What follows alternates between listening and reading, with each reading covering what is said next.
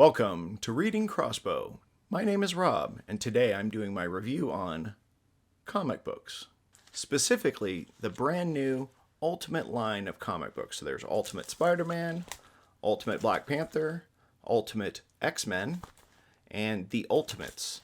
These are the four new series that debuted in 2024, and I wanted to talk a little bit about comic books in general by reviewing the first issues of each of these new series. Now, the first up in release order was the brand new Ultimate Spider-Man.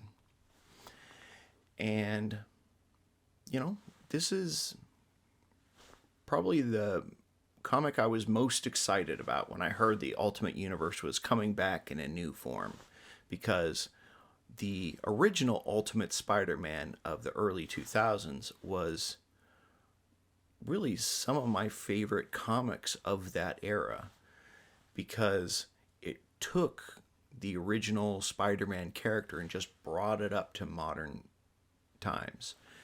It reimagined the origin story of Peter and a lot of his friends and his rogues gallery, and just reimagined them in new ways. And in almost every case, it was interesting, even when it was substantially different than the original source material, like Venom being completely different and infecting Gwen Stacy. And it was weird, but I really just enjoyed those comics, especially in the first few years of the Ultimate brand lineup of comics.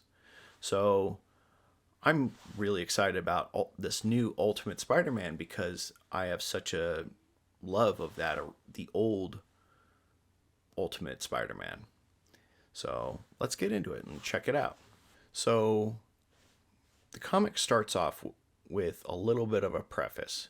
It kind of explains that 20 years ago, the Maker, who is a villain from the original Ultimate Comics universe, actually prevented Peter Parker in this world from getting bit by the spider. Therefore, he never got powers. He never became Spider-Man. And the Tony Stark of this world is trying to fight against the Maker. And he is trying to kind of restore a lot of the heroes that the Maker had gone and through time and prevented from becoming heroes in the first place. So it should be really interesting, because we should see a Peter who grew up and had a normal life, and then only now, at a later stage in life, instead of as a teenager, because they're saying 20 years ago, so we're putting him mid-30s. He's only now going to become Spider-Man. Let's see how this goes. All right, so the start of this comic has Peter Parker getting ready for his day. And I found it to be very interesting because it says January on this page.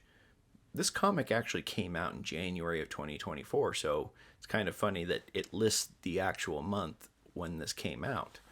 And as I said, Peter looks like he could be mid-30s, so 20 years seems to be lining up, and we see him getting ready for his day. And one of the things you see here is that he is putting on a wedding ring. So if you're not aware, in 2007, there was a storyline in the main Marvel continuity called One More Day, where Peter made a deal with Marvel's version of the devil, Mephisto, trading his marriage to Mary Jane in order to save the life of Aunt May. Now, this has been a just controversial story that even, almost 20 years later, people are still rather unhappy that this happened to Peter Parker. That his marriage was undone, it was functionally erased, it never happened as far as the comics continuity is concerned. And many fans, especially older fans, have been wanting Peter and MJ, even if they're not married, to at least get back together. And the comics keep teasing at this in the main storyline, and that might even just be wishful thinking from the writers. They're trying to slide it in, and then eventually the editors are like, nope, we're not doing that. Peter Parker's better off being single. And they back that off. Mary Jane gets tossed out of whatever storyline she was creeping into, and they've essentially done a pretty sound job of trying to keep that relationship permanently undone, to many people's dissatisfaction.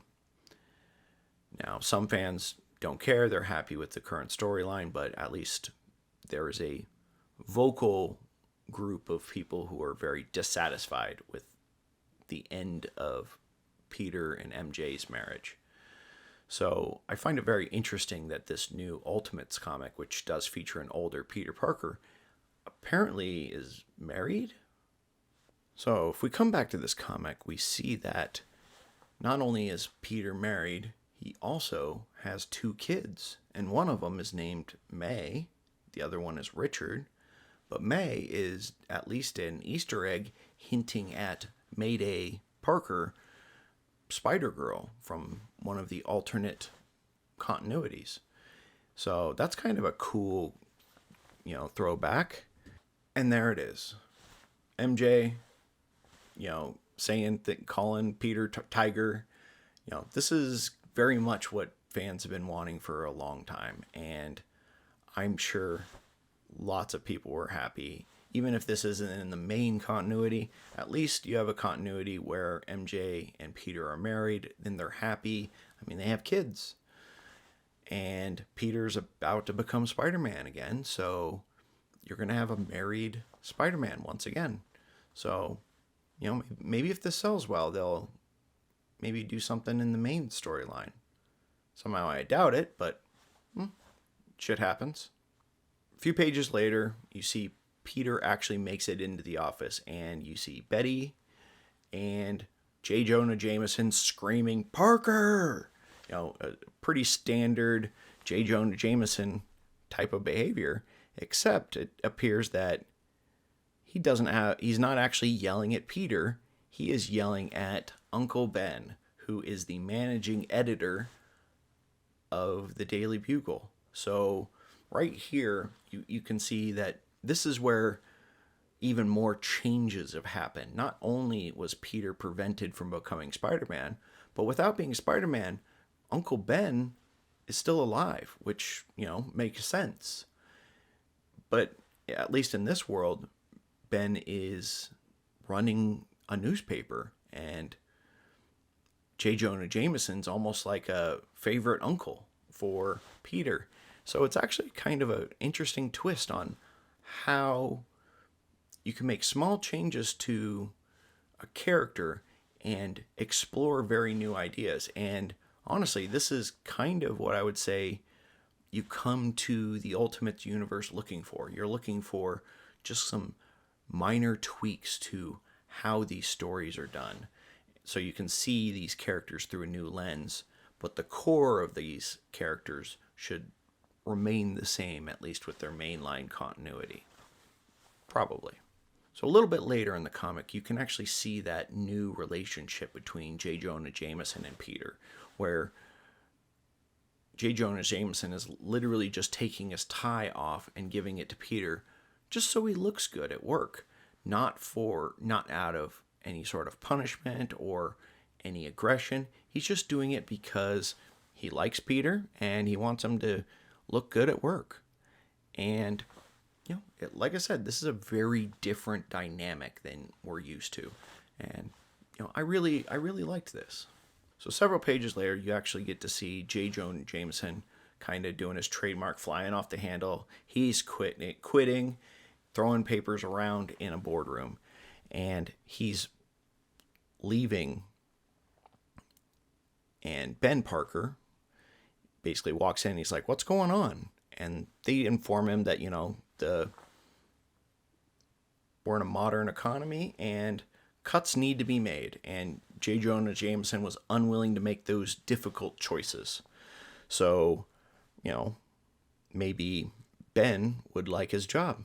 And they just want to make sure that he's willing to adhere to the company line And apparently the company line is the Kingpin. So at least in this case, it looks like Ben is going to decide, nope, I do not want to work for the Kingpin. Wilson Fisk is a bad person, and I would rather go quit my job and go with my friend. So it's kind of a interesting story. This is where you actually get the first bit of super. Before now, you actually got nothing implied that this is a superheroic world, at least within the story. It's obviously hinted at in that preface, but in this case, it looks like the Green Goblin has struck. He's attacked Wilson Fisk, and we have no idea why. Now, after the attack, there's several pages of basically J. Jonah Jameson and Ben basically just chatting and having a good time deciding what are they going to do with their life. And it's an interesting story. Peter shows up and they're like, no, you stay at the Daily Bugle. You have a family to feed.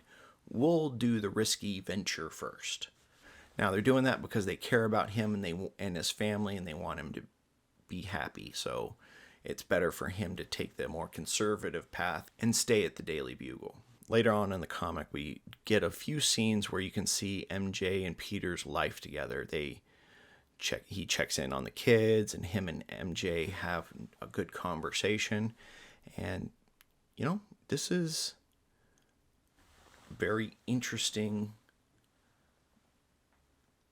story. This is not proceeding in a lot of the ways you'd expect. So far, he's just Peter Parker. He's not Spider-Man yet. This is just a normal guy going about his life. So, near the end of the comic, so now we finally learn why Peter was so late coming to bed last night.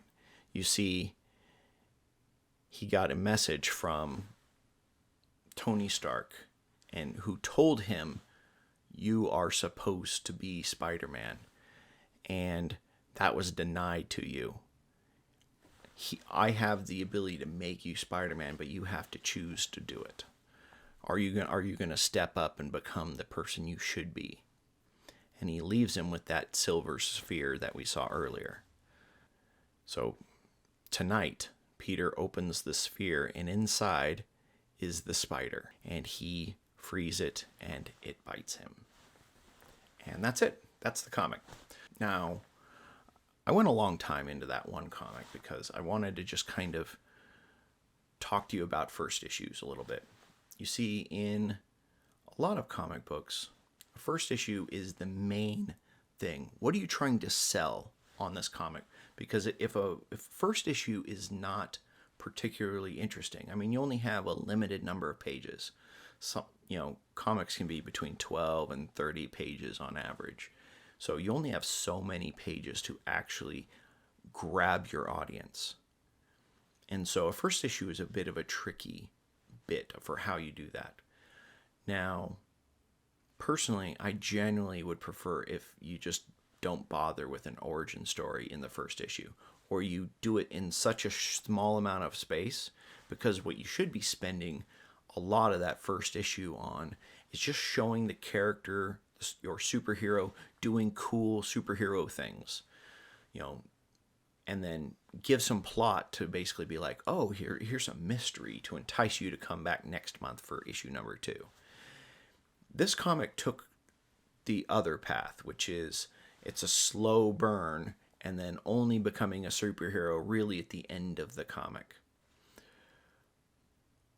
But I think the main sales pitch here was actually very early on, which is the relationship between MJ and Peter, as well as you have this new dynamic of Ben Parker and J. Jonah Jameson still being positive influences in Peter's life. So that really was the sales pitch. Spider-Man is more the afterthought in this story. What they're looking at here is the human story of a Peter that never became Spider-Man and what his life could have been.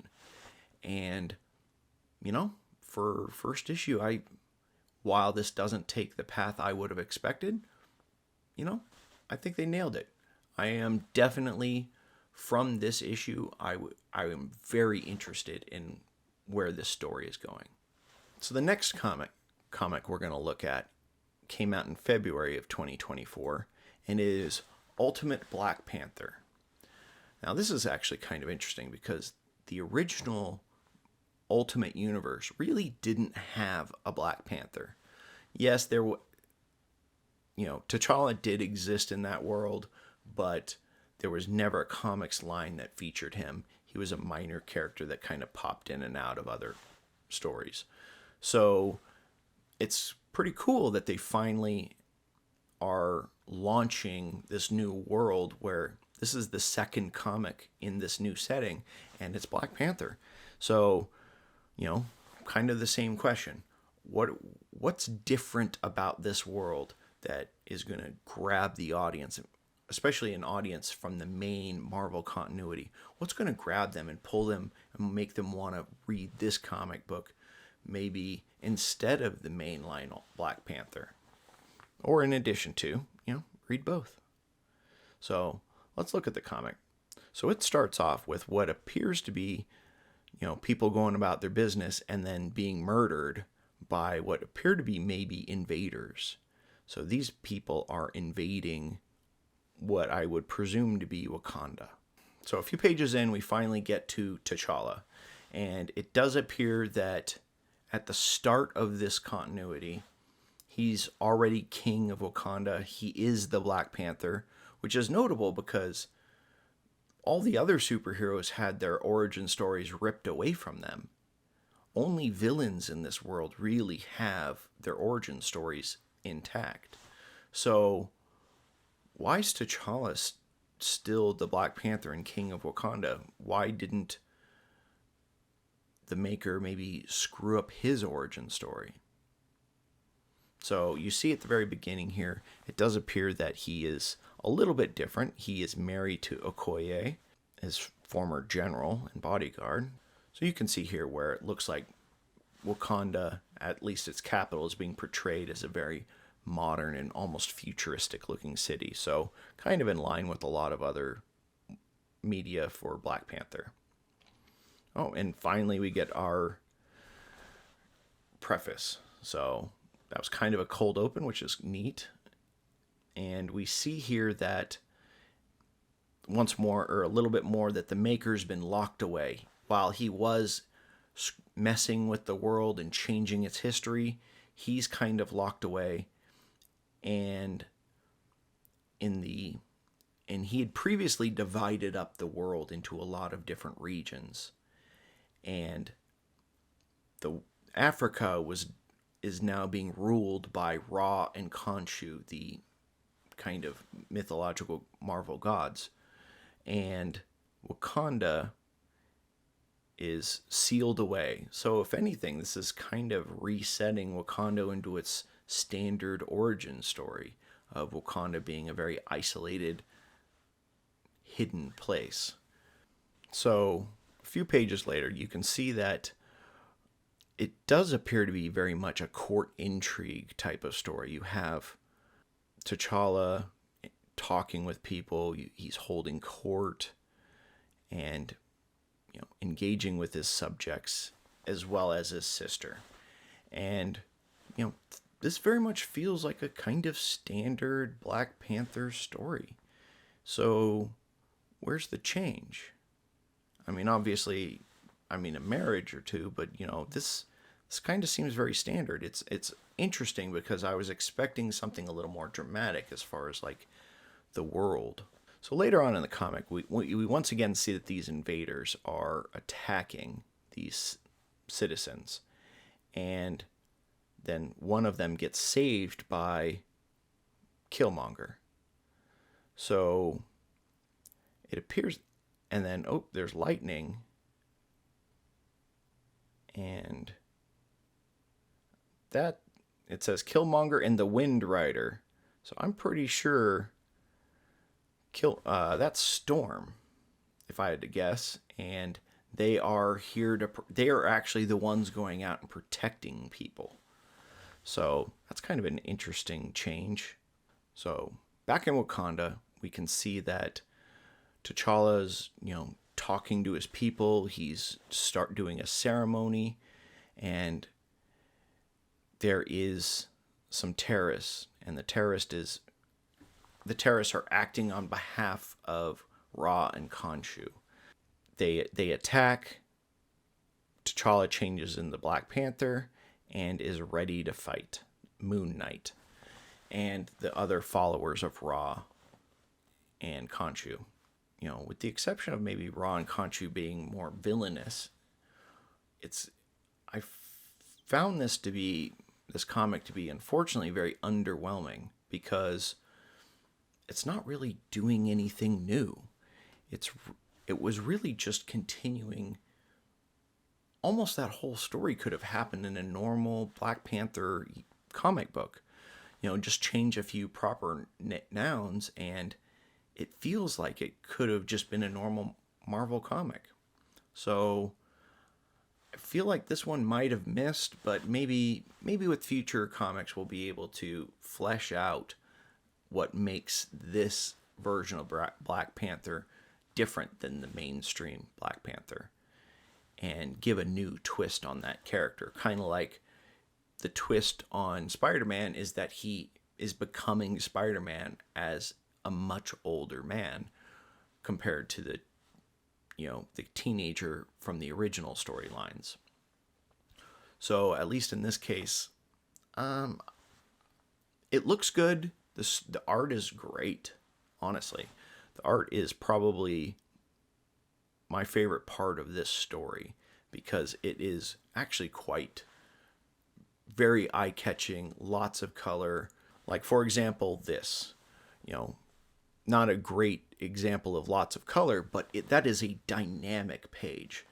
Just the way the point of view is looking up, the way it's colored, how bright the lightning is, which absolutely makes sense. And then as you see the panels for the city after that, lots of color, which is what you would expect in Wakanda.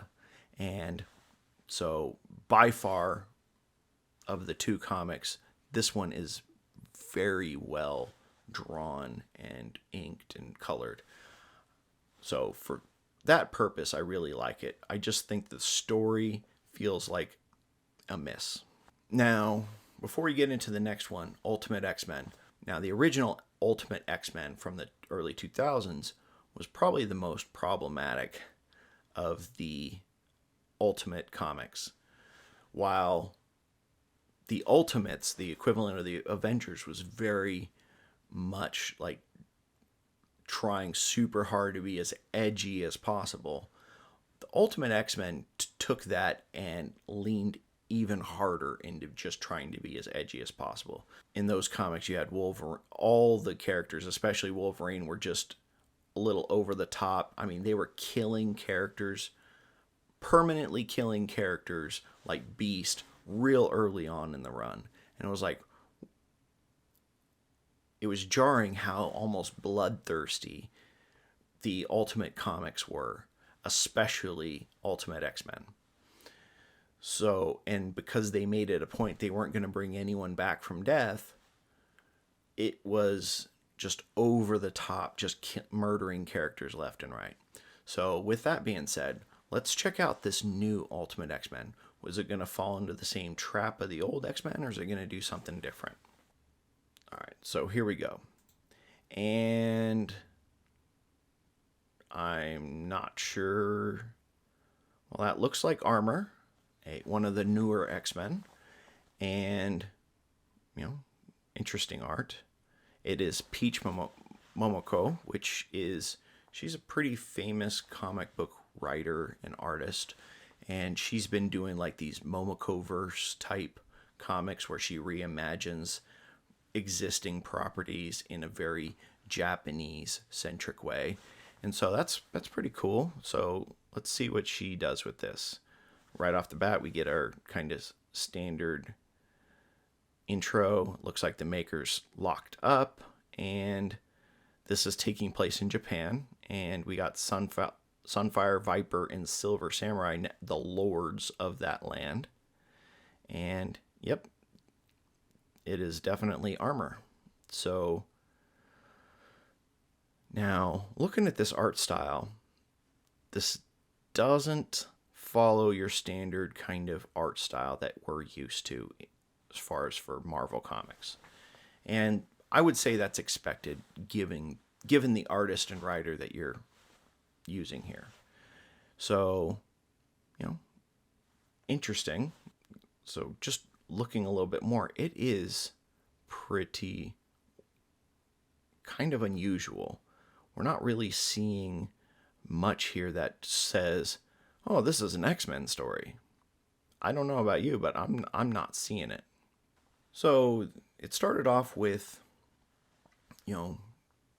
Armor at school. We don't know if she has powers yet, and it looks like after she leaves school, she stops by this shrine and she sees this shadow figure, and nothing about this really kind of screams out, "This is X-Men." And I think that's where I'm feeling a little lost here. I mean, even a few pages later, this is actually starting to look more like a horror story. And, well, she's acting like it's a horror story because all this is very, very dark. And right there. Okay, now we see that she's being protected by her armor power, although she doesn't seem to know what it is.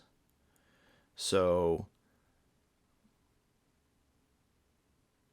very interesting so far. But a little bit later on in the comic, we do see that she interacts with the Shadow Man again, and she summons up her armor. So she's maybe getting some more control, but this feels like very much like a different story. It's hard to say, but like she gets a phone call and it looks like there's a grudge, like the grudge is happening to someone else, and it's like it feels like there's a bait and switch that happened here. Like, is this the X-Men comic, or was there a wrong? Obviously the right cover was on there because it said Ultimate X-Men and you saw armor on the front cover. So is this an X-Men comic? So it's hard to say. Like, this feels like something, and that looks like Storm, who is X-Men, but we just saw what looks like Storm and the Black Panther. Now, neither one of them, we don't know who that is, and that other one wasn't called Storm. So it does feel like this comic feels a little bit like a bait and switch. You ever see, there's several different movies where it was originally written as a standalone independent film, and then at the last second, they like shaved off all the serial numbers, switched in a few proper nouns, and suddenly it's a sequel to some other property. This has happened even like with the movie Saw 2, for example, where that was just going to be a separate independent horror movie, and at the last second they kind of changed it and made it a sequel to Saw, which hadn't originally been planned to have sequels. So this comic book very much feels like that, where this comic feels like it could have just been a Momoko-verse story where it's just reimagining normal X-Men properties into a new Japanese focused setting. It doesn't feel like it should be the Ultimate Universe. It feels like something else is happening here, and I'm not quite sure what to make of this first issue. I actually kind of liked it. That's the thing. I think the story was actually really kind of fun and cool. It's just very unexpected. So let's talk about the last comic that came out this year within the Ultimates line. And it is The Ultimates. And it came out in June. So this looks very much like what I would expect. In the previous comics that kind of launched this Ultimate Universe, we know about Iron Lad, which is what Tony Stark is called in this setting. And he had to like go and he rescued Thor, and you got Doom. That looks like Ant-Man, and Also, I think in the original story, they found Captain America because he had never been found in this world. So let's see where this is going. So we see here, we got our introduction. It looks like they're once again kind of telling this idea that the Maker had gone through time, prevented a lot of heroes from becoming heroes, and set up a bunch of villains to basically rule the world in secret. And Iron Lad is teamed up with Doom, who in this world is Reed Richards. And previously they found Captain America and Thor. And let's see where this was. Now, it did say in the Ultimate Spider-Man that Iron Lad was talking to him from 6 months in the future. Now, if you think about it, that was 5 months before this comic came out. So this might be right around the time that he's sending that message back to Peter Parker. All right, so at the start of the story, this very much feels like where we left off with the original launch of this Ultimate Universe. We have Captain America and Thor basically being recovered. Sif is there, and it's just kind of explaining how this world works. Now, they do explain that they kind of sealed away the Maker for 2 years in this time bubble. And they're using this period of time to basically try to form up a new Avengers and recreate a bunch of superheroes so that when the Maker is free, they'll now be heroes who will be able to stand up to him. Now, it's kind of interesting because they mentioned that they had 2 years, but then it starts talking about, well, it's only 18 months now because we're now 6 months into that 2 years. It looks like, just from the issue number ones, not counting any other issues which had come out, it looks like they're actually moving the timeline forward 1 month of real time for 1 month of comic time, which feels very much like a 24 reference, if anything. So this comic is very much trying to establish the stakes and what the plan is for this Ultimate Universe. The heroes that were prevented from being created, so we're going to recreate them, as many of them as we can. Create a new Avengers and fight the Maker. So as they're gathering new heroes, they find Hank Pym and Janet Van Dyne. Once again, they never got their powers, so what are they doing in this world? Well, it looks like they're exterminators. So that's kind of funny. It's Ant-Man and the Wasp as exterminators. And, it's pretty interesting. They do have some morality, which they absolutely are unwilling to do, bad things. They kind of want to be doing the right thing. And when Iron Lad shows up, they don't seem super excited about joining the cause. But eventually they get brought on board, and we get to see, them go into a combat. And so, even Ant-Man seems to get his powers. He's more in the giant man type of a form. And, well, that's a lot more in line with the old Ultimates, where they were a lot more murdery. A lot more death in the original Ultimates comics line. So, as you can see here, this new Ultimates team or Avengers team is starting to, gather more people. They've now woken up Thor and Captain America. They've recruited Ant-Man and the Wasp. So this story very much feels like the core kind of story for this world.